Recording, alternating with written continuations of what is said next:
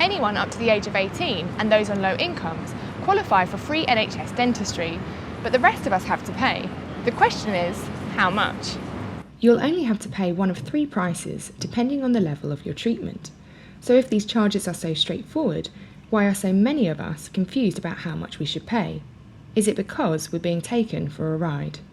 Many dentists offer private services alongside NHS care and will sometimes say they can only carry out certain treatments privately, which invariably costs more.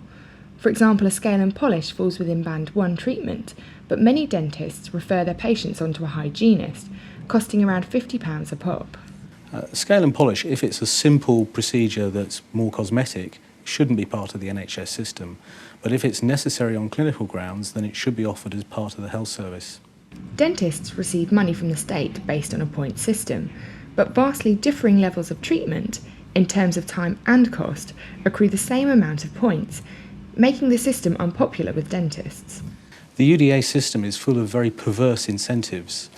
If, for instance, you're a dentist in an area where there's a lot of treatment demand, you might have a patient who needs a lot of restorations, a lot of gum treatment, a lot of crowns, a lot of root fillings, and you're going to be paid exactly the same for that as if you had a patient who needed only 1 crown. And so it's really not in the dentist's interests to take on these patients with very high treatment requirements.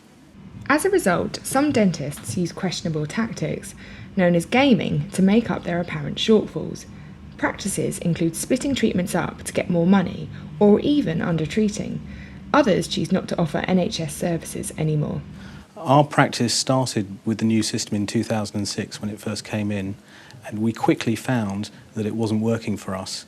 We found that we weren't able to offer our patients the sort of quality of treatment that they required, and so we soon stopped. For us, the patients, it's important to be backed up in knowledge. Know what the different bands include and the prices. Remember that with any treatment received within 2 months, you won't have to pay more than the initial fee, and ask your dentist to be upfront about costs. If it won't, because you no longer have to be registered with one practice, there's nothing stopping you from going elsewhere.